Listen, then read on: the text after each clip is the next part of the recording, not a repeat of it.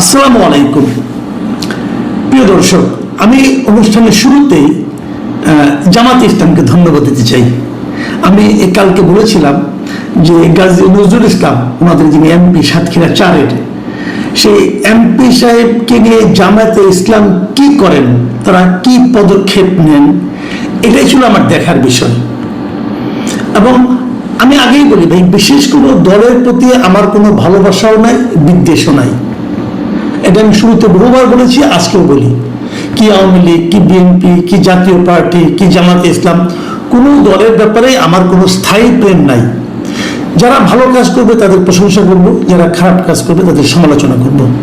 যেটাকে আমি ভালো মনে করবো সেটা আমি বলবো, আমার তৈরির পরে কেউ মন্দ প্রমাণ করতে পারে, আমি সেটাও মেনে নেব। এই হলো আমার নৈতিক অবস্থান। যাই হোক, মূল আলোচনায় আসি।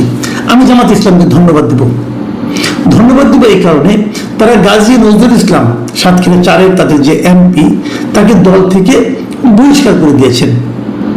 এবং আমি মনে করি, আমি এর আগে দেখিনি বাংলাদেশে কখনো কোনো রাজনৈতিক দল তার দলের কোনো এমপিকে এরকম নৈতিকতা স্খলনজনিত কারণে দল থেকে বের করে দেয়।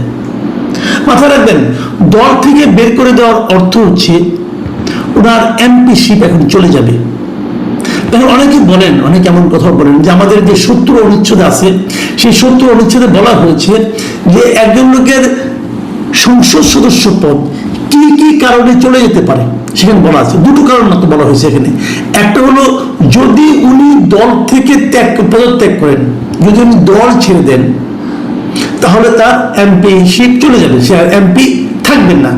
আর দ্বিতীয়টা হলো দল কোনো বিল আনলো, কোনো প্রস্তাব আনলো জাতীয় সংসদে, তিনি যদি সেখানে দলের বিরুদ্ধে ভোট দেন, তাহলে তার সংসদ সদস্য পদ থাকবে না। এই দুটো হলো কারণ, মানে এই দুটো ঘটনা ঘটলেই একমাত্র এমপিগিরি চলে যাবে তার। এটা আমাদের জাতীয় সংসদের 70 অনুচ্ছেদ বলা আছে। এটা নিয়ে নানা বিতর্ক আছে। অনেকেই বলেন এই দুটো অনুচ্ছেদ থাকা ঠিক না, এটা গণতন্ত্রের জন্য ভালো নয়, অনেকেই কিন্তু অনেক কথা বলেন। কিন্তু আমি মনে করি যে এই অনুচ্ছেদটা থাকা ঠিক না, আমি নিজেও মনে করি। কিন্তু এখানে যে দুটো কথা বলা হয়েছে, আমাদের এই গাজী সাহেব, আপনার কি বলে গাজী সাহেব, যিনি আবার বীর মুক্তিযোদ্ধা, উনি তো দল থেকে পদত্যাগ করেননি, উনি তো দলের বিরুদ্ধে কোনো ভোটও দেননি, তাহলে ওনার এমপিত্ব কেন চলে যাবে? আমি আপনাকে কারণটা, উদাহরণটা সব বুঝিয়ে বলছি।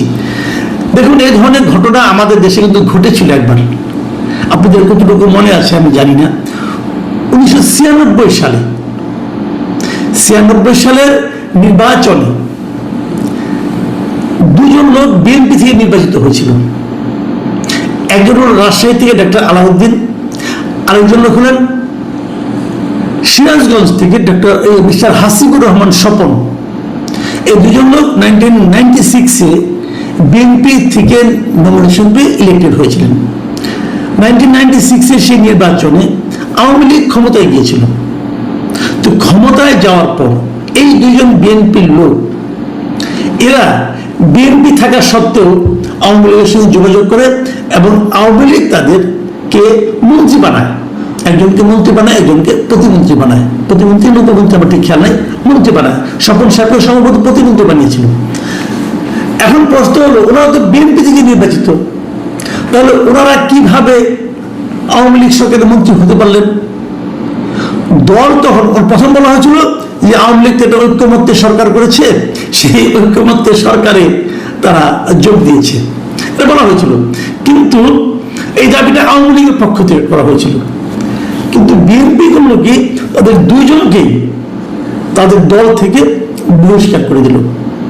এটা একটা আলাউদ্দিনকেও বহিষ্কার করে দিল এবং হাসিবুর রহমান স্বপনকে বহিষ্কার করে দিল। এখানে একটু বলে দিই, পূর্ব ঘটনা আরেকটু বলি। এই আলাউদ্দিন সাহেব কিন্তু মূলত আওয়ামী লীগেরই লোক ছিল। উনি অনেক আগের থেকে আওয়ামী লীগে ছিলেন, আওয়ামী লীগের অনেক বড় নেতা ছিলেন। কিন্তু 96-এর নির্বাচনের আগে ওনাকে আওয়ামী লীগ মনোনয়ন দেয়নি। না দেওয়াতে উনি বিএনপিতে যোগ দিয়েছিলেন এবং বিএনপি থেকে নির্বাচিত হয়েছিলেন।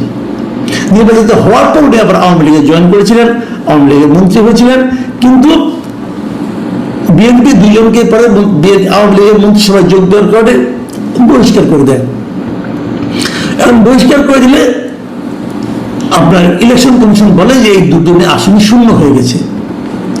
তার মানে কি হলো, দল বহিষ্কার করে দিলেও এমপিশিপ চলে যায়। ওই ঘটনা একটু বলে নেই, অনেকের আগ্রহ থাকবে। পরে কি হয়েছিল, পরে উপনির্বাচন হয়। সেই উপনির্বাচন যখন হয়, সেই উপনির্বাচনে কিন্তু ডক্টর আলাউদ্দিন সাহেব আবার জিতেছিল, কিন্তু হাসিবুর রহমান স্বপন সেখানে হেরে যায় আওয়ামী লীগের বিদ্রোহী প্রার্থীর কাছে। আওয়ামী লীগের প্রার্থী হিসেবে নির্বাচন করে, কিন্তু আওয়ামী লীগের বিদ্রোহী প্রার্থীর কাছে তিনি হেরে যান। এই হলো ঘটনা। তাহলে আমরা যদি 96 সালের ঘটনাটা দেখি, তাহলে আমরা বুঝতে পারছি আমাদের গাজী সাহেবের কপালে কিন্তু আসলে খারাপই আছে। উনি একটা কিশোরী বলেন অথবা তরুণী বলেন, তরুণী ভার্যা উনি পেয়েছেন। অনেক কিছু ত্যাগ করতে হলো ওনাকে। দলের পদ গেল, দল গেল। এর মধ্যে আমি দেখেছি এলাকায় ওনার ব্যাপারে মিছিল হয়েছে, প্রতিবাদে ওনার বিরুদ্ধে মিছিল হয়েছে। এলাকার লোকজন ছি করছে ওনাকে নিয়ে। উনি কিন্তু চেষ্টা কম করেননি। উনি ওনার প্রথম স্ত্রীকে দিয়ে বিবৃতি দিয়েছেন, ভিডিও, ওনার প্রথম স্ত্রীর ভিডিও দেখলাম। ওনার প্রথম স্ত্রী বললেন তার স্বামী শরীয়ত মোতাবেক নাকি বিয়ে করেছে, যারা তার ভিডিও ছড়াচ্ছেন তারা মানে অন্যায় করছেন, তাদের ব্যাপারে উনি আইনগত ব্যবস্থা নেবেন। ওনার দ্বিতীয় স্ত্রী, যেটা আলোচিত মরিয়ম বেগম যিনি আছেন, তিনিও দেখলাম একটা ভিডিওতে আজকে দেখলাম, উনি বলছেন যে আমরা বিয়ে করেছি এবং আমাদের বিরুদ্ধে যারা নাকি আমাদের ব্যক্তিগত ভিডিও যারা প্রচার করছে তাদের বিরুদ্ধে ওনারা ব্যবস্থা নেবেন। এত কিছু করেও শেষ পর্যন্ত শেষ রক্ষা হলো না। আসলে ওনার শেষ রক্ষা হওয়ার কোনো কারণ নেই, কারণ উনি একটা করে মিথ্যা বলছেন আর ধোয়া খেয়ে যাচ্ছেন। আজকে সকালে প্রথমে আমাকে, আমার এক পরিচিত লোক, উনি আমাকে একটা অডিও রেকর্ড পাঠিয়েছিলেন। সেটা হলো আপনার দৈনিক আমার দেশ পত্রিকায়, আমার দেশের রিপোর্টার সম্ভবত, উনি যে কাজে ওনাদের বিয়ে পড়িয়েছেন তার সঙ্গে কথা বলেছেন এবং তার সঙ্গে কথা বলে ওই কথাবার্তাগুলো তবে ডিটেল যদি দেখেন, আমি আমার দেশকে ধন্যবাদ দিচ্ছি, তারা একটা খুব ভালো একটা নিউজ ডিসক্লোজ করেছে এবং খুব ভালো একটা নিউজ করেছে, অনুসন্ধানী রিপোর্ট আমি বলবো এটাকে। তো এই রিপোর্টে যারা দেখবেন তারা বুঝবেন যে আসলে গাজী সাহেব একের পর একটা মিথ্যারই একটা সমস্যা। আপনি যদি মিথ্যা বলেন না, একটা মিথ্যাকে এস্টাবলিশ করার জন্য আরেকটা মিথ্যা বলতে হয়, তখন সিরিজ অফ মিথ্যা আপনাকে এমন অবস্থায় ফেলে দেয় যে তখন আর কোনো মান সম্মান রক্ষা করার কোনো সুযোগ থাকে না। আমাদের গাজী সাহেব, উনি আবার বীর মুক্তিযুদ্ধ, কিন্তু ওনার অবস্থা এমনই হয়েছে। প্রশ্ন হচ্ছে জামাত যে ওনাকে বহিষ্কার করলো, আমি জামাতকে প্রথমে কিন্তু ধন্যবাদ দিয়েছিলাম। জামাতের এই কাজটাও আমার কাছে মনে হয়েছে যে নজিরবিহীন। বাংলাদেশের ইতিহাসে এর আগে কোনো পলিটিক্যাল পার্টি নৈতিক স্খলনের দায়ে কোনো সংসদ সদস্য কিন্তু দল থেকে বের করে দেয়নি। আমার স্পষ্ট মনে আছে আওয়ামী লীগ আমলে, ওটাও একটা ভিডিও আমরা দেখেছিলাম, আওয়ামী লীগ আমলে ময়মনসিংহ এলাকার, সম্ভবত গরিপুর এলাকার একজন এমপি ছিলেন, তার এরকম একটা অন্তরঙ্গ ভিডিও প্রকাশিত হয়েছিল এবং সেটা আরো ভয়ঙ্কর অন্তরঙ্গ ছিল। সেই ভিডিও প্রকাশিত হওয়ার পর আমি ভেবেছিলাম যে এমন একটা নিচ্চা টাইপের লোককে নিশ্চয়ই আওয়ামী লীগ নিজেদের এমপি হিসেবে অব্যাহত রাখবে না, তার কার্যক্রম নিশ্চয়ই তার বিরুদ্ধে দলীয় কোনো অ্যাকশন হবে। কিন্তু আমি দেখেছি কিচ্ছু হয়নি। উনি এমপি ছিলেন শেষ পর্যন্ত। তো এই ধরনের ঘটনা কিন্তু আওয়ামী লীগের ঘটেছে, কিন্তু তারা কোনো অ্যাকশন নেয়নি। এই প্রথমবার দেখলাম জামাতে ইসলাম একটা অ্যাকশন নিল। বিষয়টা কি দাঁড়ায়, আমি আপনাকে আবার এটুকু বলে শেষ করি, বেশি লম্বা করবো না আজকে আলোচনাটা। বিষয়টা হলো এরকম যে রাজনৈতিক দলের কিন্তু একটা দায়িত্ব থাকে জনগণের প্রতি। তারা যখন বলে আমরা সুশাসন কায়েম করব, তারা যখন বলে আমি সৎ লোকের শাসন কায়েম করব, কেউ মুখ উচ্চারণ করে, কেউ উচ্চারণ করে না। তো তাদের তখন দায়িত্ব হয় তাদের কথার সঙ্গে কাজের মিল ঘটানো। এখন নজরুল ইসলাম সাহেব জামাত ইসলাম কিন্তু পারত তার পক্ষ নিয়ে এটা থাপথুপ করে ঢাকা দেওয়ার জন্য, তাতে জামাত ইসলামের একটা লম্বা ক্ষতি হতো। আমাদের গ্রামে না এই ঘটনাগুলি কেন ঘটে আমি বলি আপনাকে। আমাদের গ্রামে একটা ধরনের প্রবাদ প্রচলিত আছে, নিশ্চয়ই আপনারা বহুবার শুনেছেন।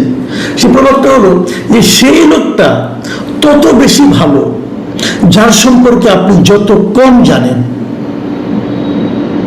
যার সম্পর্কে আপনি কিছুই জানেন না তাকে আপনি খারাপ বলবেন কিভাবে? দেখুন, গত নির্বাচনের আগে জামাতের পক্ষ থেকে কিন্তু একটা হাওয়া তোলা হয়েছিল যে আওয়ামী লীগ দেখেছেন, বিএনপি দেখেছেন, এবার জামাতকে দেখুন। কেন বলেছিল কথাটা? এই কারণে বলেছিল যে আমরা তো জামাতকে আসলে দেখি নাই, মানে জামাত সম্পর্কে আমরা তো কিছু জানি না। যেহেতু জানি না, অতএব তাকে আমরা ভালো মনে করতে পারি। এবং জামাত মাঝে মাঝে একটা উদাহরণ দিত যে 91-এর যে নির্বাচনটা হয়েছিল, যে নির্বাচনে জামাতের সঙ্গে জোট করে বিএনপি ক্ষমতায় ছিল, সেই নির্বাচনে কিন্তু জামাতের 2জন মন্ত্রী ছিল মন্ত্রী পরিষদে। একজন কৃষিমন্ত্রী ছিলেন মিস্টার মতিউর রহমান নিজামী, আর একজন আলী আহসান মুজাহিদ, উনি ছিলেন সমাজ কল্যাণ মন্ত্রী। মানে ওই সরকারের পর যখন 111 গভর্নমেন্ট আসলো, অনেক মামলা মোকদ্দমা হলো দুর্নীতির মন্ত্রীদের বিরুদ্ধে। জামাতের এই 2জন মন্ত্রীর বিরুদ্ধে কিন্তু কোনো দুর্নীতির অভিযোগ ওঠেনি, মামলা হওয়া দূরের কথা। জামাত কিন্তু এটাকে একটা ইতিবাচক উদাহরণ হিসেবে উপস্থাপন করে যে তারা সৎ লোক। ওই যে বললাম, কম জানলে ভালো লোক হয়ে যায়। এবার যেটা হয়েছে, ওইবার তোমার তো 2জন ছিল এবং 2জন দলের শীর্ষ পর্যায়ের নেতা ছিল। এবার তো 77 জন, অনেক বেশি, কিন্তু তার সঙ্গে আরো যোগ হলো নারী নিয়ে। এখন এত লোকের উপর তো তারা সেই গ্যারান্টিটা দিতে পারে কিনা। দেখেন, এর মধ্যে কিন্তু আমরা দেখেছি বেশ কয়েকটা ঘটনা দেখেছি আমরা। লোক তো বেশি হয়ে গেছে, সবার উপর নিয়ন্ত্রণ থাকে না, সবাইকে সেভাবে নির্বাচনও করা যায় না। তো এখন আমরা আস্তে আস্তে জামাত সম্পর্কে জানতে শুরু করেছি।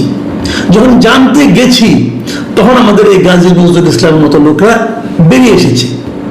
কিছু লুচ্চা বেরিয়েছে, কিছু মূর্খ বেরিয়েছে। যেমন কুষ্টিয়ার একজন এমপি, বিখ্যাত এমপি, নাম টাম না বলি, উনি বাজেট বলছেন, বাজেট 6,000 কোটি টাকা হলে ভালো হতো। তো এই ধরনের মূর্খতা কিন্তু দেখেছি।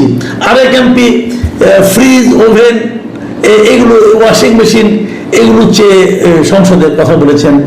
আরেক এমপি নিজের কন্যা, নিজের আত্মীয় স্বজনকে কিছু টাকা পয়সা দেওয়ার ব্যবস্থা করেছেন। আরেক এমপি নিজের বাবাকেই মেরে ফেলেছেন, বলেছেন আমার বাবা মা, আমার ফ্যামিলি, বাইরের জন্য কতজন মুক্তিযুদ্ধে ছিল, আমার বাবার শহীদ হয়েছে, অমুক হয়েছে, তমুক হয়েছে, এগুলি বলেছিল। দেখুন, স্লিপ অফ টাং একটা জিনিস, আর নিজের বাবাকে মেরে ফেলা, এটা হলো একদম মানে ডাহা মিশা কথা, তাই না? তো এখানে জন্য মূর্খতাও আছে। যে কথা আমি এখন বললে একটু পরে আমি ধরা পড়ে যাব, সেই কথা আমি বলতে যাই কেন, তাই না? তো এই ধরনের কিছু কিছু এখন যেহেতু লোক বেশি হয়ে গেছে, আমরা জামাতকে জানতে শুরু করেছি। আমরা দেখতে পাচ্ছি এখানে প্রচুর লুচ্চা আছে, প্রচুর মূর্খ আছে এবং প্রচুর মিথ্যাবাদীও আছে। তো জামাত নিশ্চয়ই এই ব্যাপারে সতর্ক হয়েছে। তবে আমার কথা হলো এটাই যে অনেককে আমরা আস্তে আস্তে চিনবো, জানবো, পাশাপাশি আমরা দেখবো যে দল কি সিদ্ধান্ত দেয়, দল তাদেরকে কিভাবে এন্টারটেইন করে, দ্যাট ইজ ইম্পর্টেন্ট। এবং জামাত যেভাবে এন্টারটেইন করেছে, এন্টারটেইন মানে যেভাবে ডিসিশন নিয়েছে, পদক্ষেপ নিয়েছে, আমি জামাতকে আবার ধন্যবাদ দিচ্ছি। আমি মনে করি বাংলাদেশের অন্যান্য রাজনৈতিক দলও এই উদাহরণটা ফলো করার চেষ্টা করবেন। যদি কোনো অপরাধ ধরা পড়ে, তাকে যদি আপনি ধারণ করার চেষ্টা করেন, কারণ ধরেন আপনার শরীরে একটা রোগ হলো, আপনি রোগটাকে যদি চেপে রাখার চেষ্টা করেন, আপনি পুরো শরীর নিয়ে অসুস্থ হয়ে পড়বেন। কিন্তু আপনি যদি ওটাকে কেটে ফেলে অপারেশন করে বাদ দেন, তাহলে কিন্তু আপনি হয়তো এই অঙ্গটা থাকবে না, কিন্তু আপনি বেঁচে যাবেন। আমাদের পলিটিক্যাল পার্টিগুলোর কাছ থেকে আমরা এরকম সেন্সিবল অ্যাকশন, প্রম্পট অ্যাকশন প্রত্যাশা করি। প্রিয় দর্শক, আপনারা ভালো থাকবেন। এখন এ পর্যন্তই। আল্লাহ হাফেজ।